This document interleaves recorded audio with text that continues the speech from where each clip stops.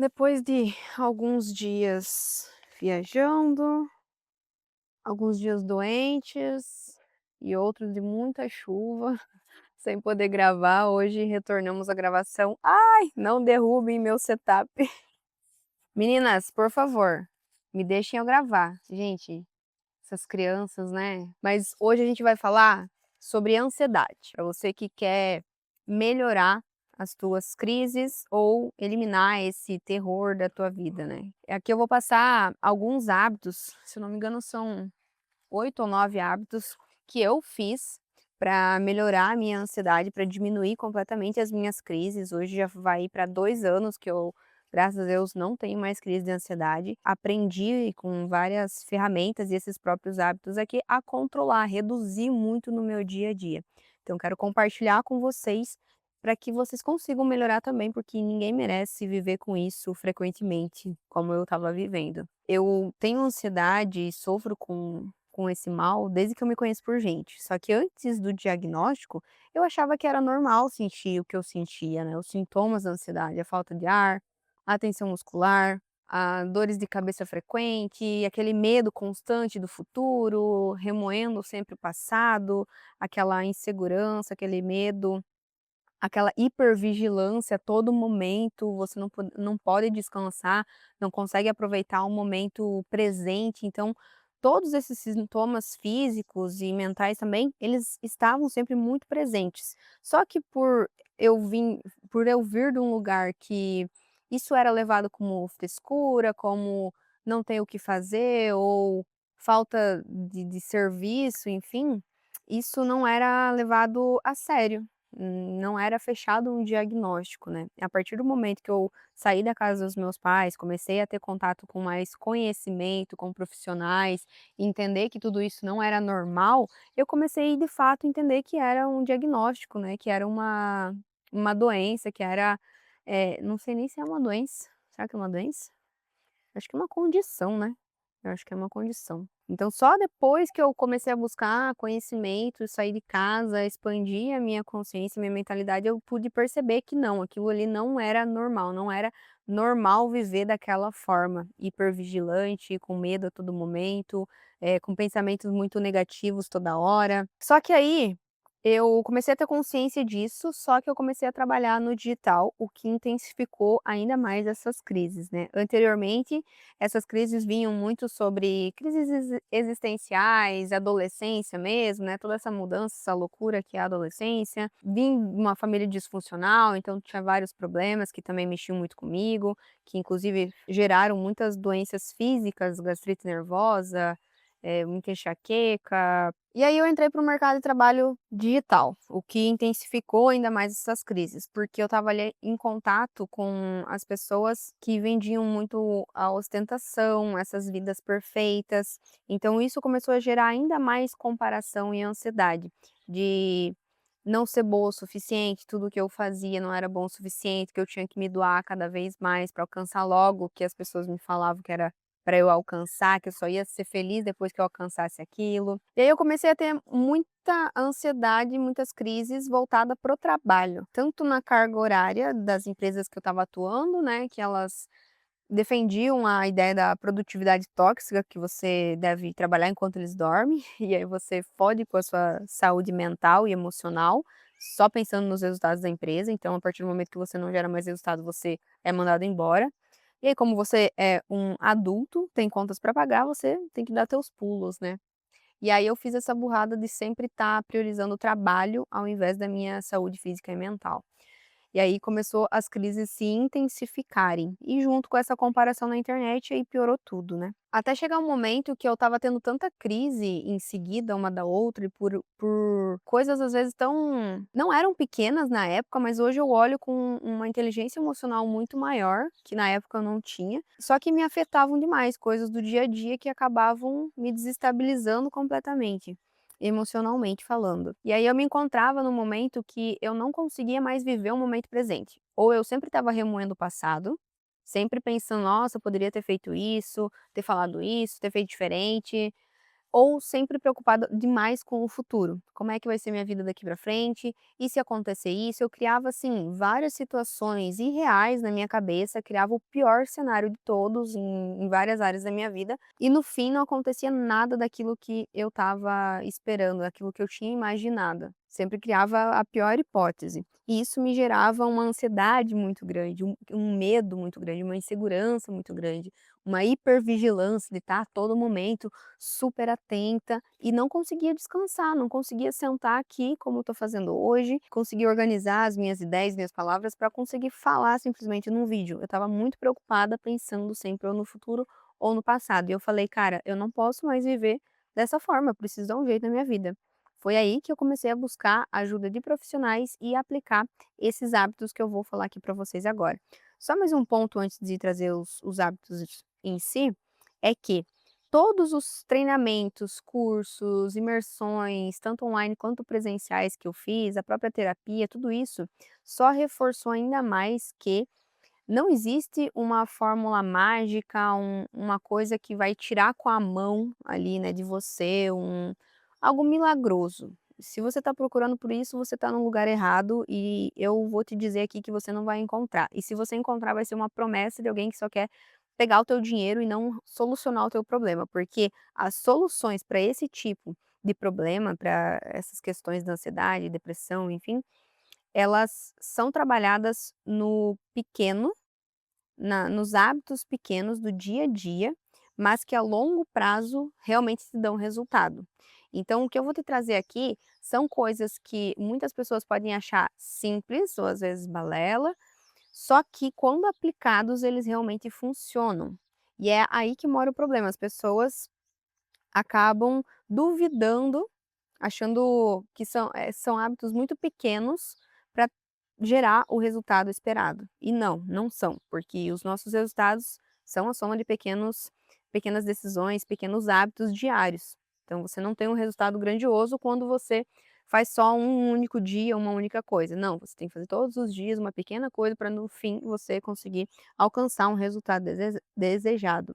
E a melhora da ansiedade ou de qualquer outra doença, de qualquer outro objetivo que você tenha, funciona da mesma forma. Você precisa todos os dias manter aquela rotina, aqueles hábitos para alcançar o resultado que você deseja. Fechamos isso, agora vamos de fato para a prática, né, para os hábitos. O primeiro hábito, e foi o pontapé inicial, vou ir por ordem aqui, foi começar a ler livros de desenvolvimento pessoal.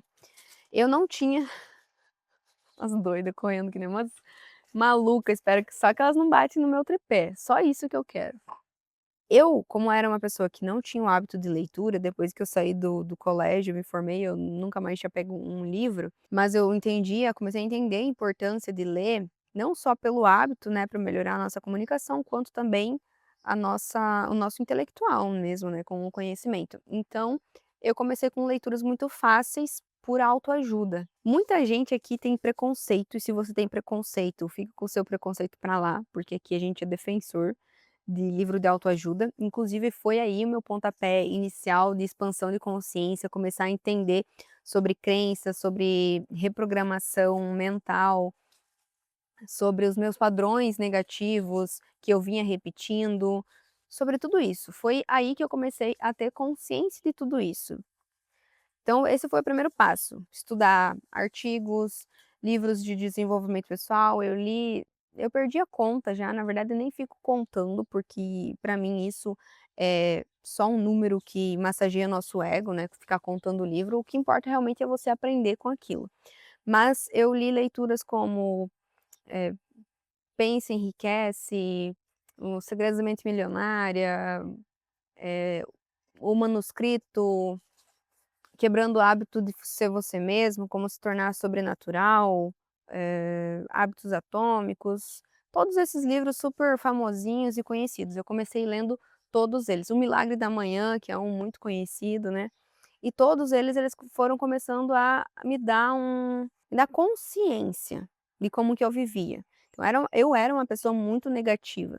Eu só tinha pensamentos autodestrutivos, pensamentos negativos, e E através dessas leituras eu pude começar a ter consciência: "Poxa, eu tô fazendo errado, eu tô indo para um caminho que eu não quero seguir". Eu comecei a entender que tudo que eu pensava virava sentimento e os meus sentimentos geravam os meus comportamentos. Então, se eu quisesse mudar os meus comportamentos, meus resultados, primeiramente eu precisaria mudar o que eu pensava e sentia, e que no momento eram sentimentos muito destrutivos, negativos. A partir do momento que eu comecei a ler, comecei a me conscientizar e comecei a mudar esses padrões de pensamentos, sentimentos e comportamentos. Então, esse foi o primeiro hábito. Então, sim, eu te indico fortemente que se você não tem o hábito da leitura, começa a ler. Não fica apegado à ideia que as pessoas vão começar a ditar e colocar, rótulos em você. "Ai, tá lendo autoajuda, tá lendo coaching".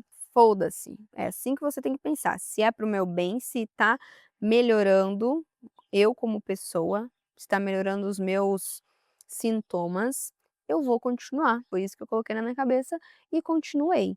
Até porque essas pessoas são as pessoas que mais precisam no fim de ajuda, dessa consciência, só que elas têm uma ignorância, um ego tão alto que elas não são capazes de admitir, então é mais fácil elas ficarem criticando do que aceitarem que precisam também melhorarem e buscarem ajuda, enfim, qualquer tipo dessas coisas. O segundo hábito, parece algo muito comum, mas que as pessoas acabam negligenciando muito, é o exercício físico. Cara, depois que eu comecei a me exercitar regularmente, na maioria dos dias, assim, a minha vida tem mudado.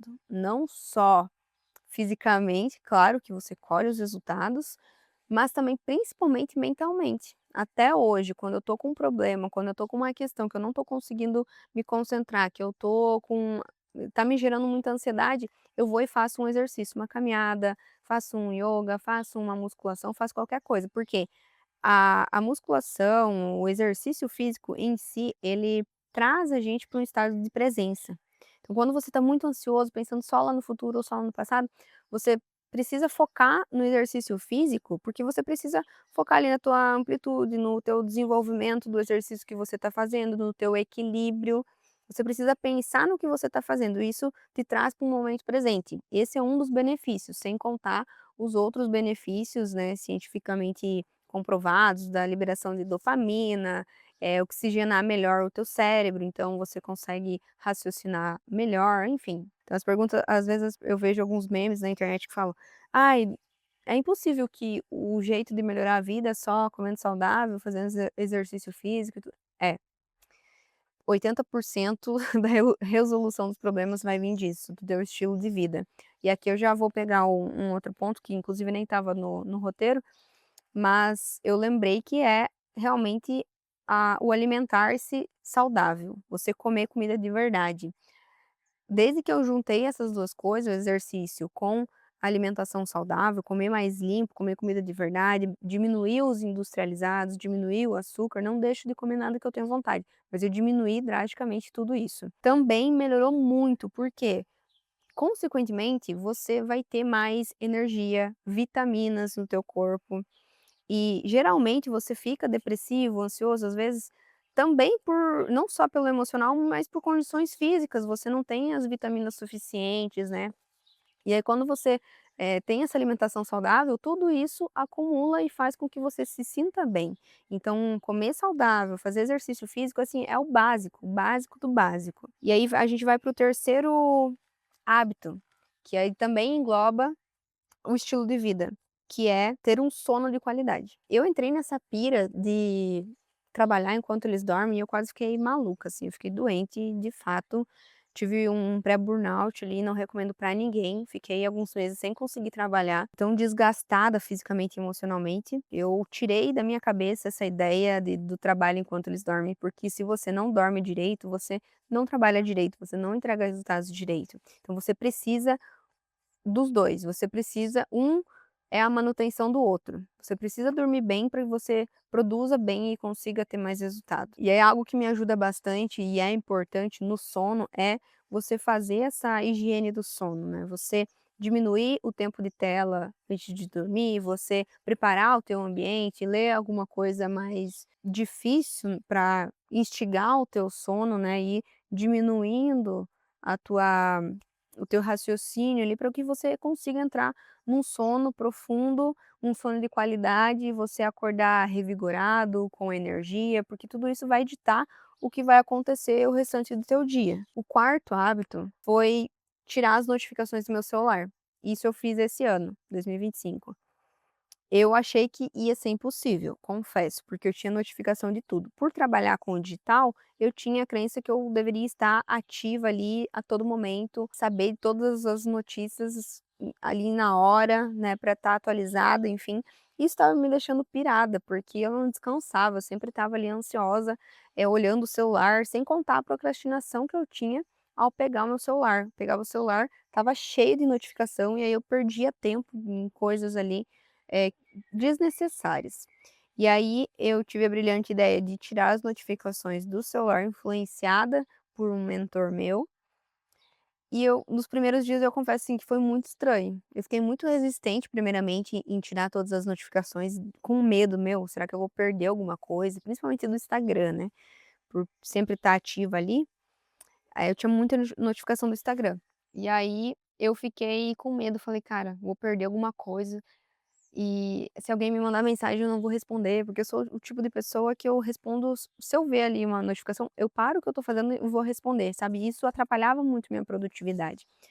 Só que não, eu tirei as notificações e foi a melhor coisa que eu fiz, porque além de diminuir a minha ansiedade no quesito de sempre estar ali ativa e hipervigilante, olhando as notificações, eu parei de procrastinar muito, porque agora eu não tenho essa distração das notificações caindo, deixei só o aplicativo do banco e do WhatsApp e o resto eu tirei tudo.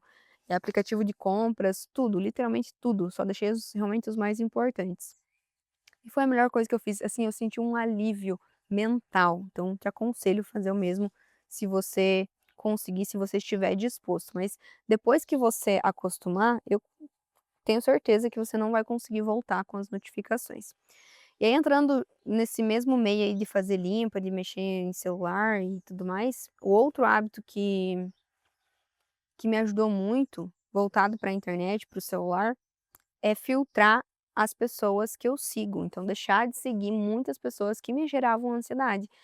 Lembra no começo que eu falei, né, que aumentou a minha ansiedade pela comparação, então todo mundo que me gerava uma certa comparação negativa, eu parava de seguir. Parei de seguir, fiz uma limpa e geralmente eu faço isso uma vez por mês também no meu Instagram, deixo de seguir todo mundo que me indicaram seguir, mas que eu comecei a seguir e o conteúdo dela não faz sentido com os meus valores, com o meu propósito, e aí eu simplesmente deixo de seguir, porque essa pessoa me faz mais mal do que bem.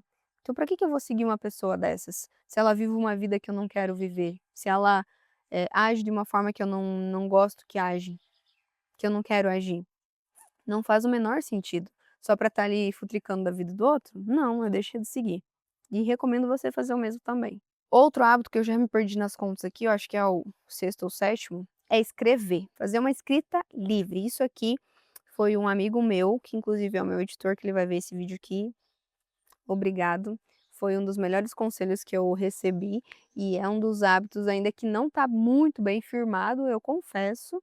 Está sendo um dos hábitos mais difíceis de eu pegar, porque você tem que tirar o tempo ali de escrever, simplesmente você pegar ou um bloco de notas, ou notas do celular, um aplicativo, ou papel e caneta. Eu gosto bastante do papel e caneta, colocar uma musiquinha de fundo, organizar o teu ambiente, né, para você entrar nesse bem-estar maior.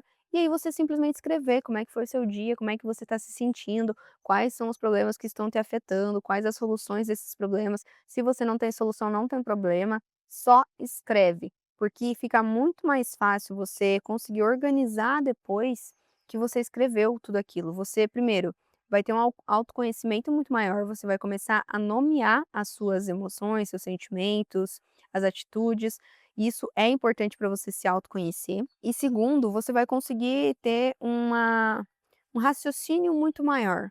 Parece que quando está na nossa cabeça um problema, ele parece ser enorme demais, grande demais e muito difícil de resolver, parece um bicho de 7 cabeças. Mas aí quando você tira e coloca no papel, parece que fica tão simples, tão pequeno, tão fácil de achar uma solução, é bizarro. Então, a escrita terapêutica, essa escrita livre também é muito importante, tanto para essa questão emocional, quanto propriamente para o conteúdo. Inclusive eu estou fazendo isso no meus roteiros do vídeo do YouTube, e está sendo muito bom, porque eu estou conseguindo trazer mais de mim, mais das minhas histórias, das minhas experiências, da minha personalidade. E um dos últimos hábitos, que foi o mais recente que eu comecei a praticar, é a terapia semanal. Eu estou fazendo hoje terapia TCC junto com terapia de esquemas, né, a mesma terapeuta, a mesma psicóloga. Estou gostando muito, particularmente, assim, tá me fazendo evoluir o que eu não consegui evoluir em meses sozinha, porque por mais que você estude sozinho, participe de cursos, mentorias, nunca vai ser tão bom, nunca vai te trazer tanto resultado quanto você ter um acompanhamento personalizado e individual. Por isso que é muito importante, se você tiver condições, não tenha medo de investir na terapia, porque ela vai realmente acelerar todo o processo. Claro que hoje a gente tem uma dificuldade de encontrar bons profissionais, né? Eu conheço várias pessoas ao meu redor que faziam terapia e não gostavam porque a psicóloga só passava a mão na cabeça ou só ouvia ela falar e não dava exercícios práticos para melhorar, né, e isso acabava frustrando essas pessoas ao meu redor que relataram, né, essa experiência com a terapia, só que esse não é um problema da terapia em si. A terapia ela tem começo, meio e fim, ela não é um prazo indeterminado, e ela tem muito essa questão prática. Então, quando a gente encontra um bom profissional que aplica de fato o que a terapia o que a psicologia ensina, você colhe os resultados, né. E aí é um problema muito mais de profissionais do que propriamente da metodologia da terapia, né. Estamos entendidos até aqui, né. Bom, eu acho que foram esses hábitos, ao decorrer dos dias, meses, eu posso estar lembrando de outros e talvez trazer um novo vídeo aqui relatando os novos hábitos, mas eu posso garantir para vocês que durante os meus 5 anos que eu tenho aplicado isso na minha vida, eu melhorei, assim, em 1001%, de verdade. Parei com as crises, estou vivendo de uma forma muito mais leve, muito mais autêntica, de acordo com o que eu quero, com os meus valores. Tá sendo, assim, maravilhoso, maravilhoso. Eu tô feliz com a minha saúde física, com o meu corpo, com a minha autoestima, os meus exames estão perfeitamente bem, porque o estilo de vida ele vai influenciar diretamente, né, na tua saúde. Então assim, tá lindo, tá maravilhoso. E se você quer controlar a tua ansiedade, eu te recomendo fortemente que você aplique todos esses hábitos aqui. Se você não se identificar com um ou com o outro, aplica aquele que faz sentido para você, que você se sente bem, não necessariamente precisa aplicar todos, mas faça. Faça e tire suas próprias conclusões. Não fale assim: "Ah, funciona, não funciona". Aplique e tire suas próprias conclusões. E se mesmo assim você tiver muita dificuldade em aplicar esses hábitos aqui, talvez o teu problema esteja na disciplina, em saber construir disciplina. E eu tenho um vídeo muito interessante aqui sobre disciplina, que eu desmistifico um pouco essa questão da disciplina, de fazer o que tem que ser feito, apesar de você não ter vontade. Então, se você tiver interesse e quiser desenvolver melhor esse hábito da disciplina, te recomendo que você assista esse próximo vídeo. Tchau!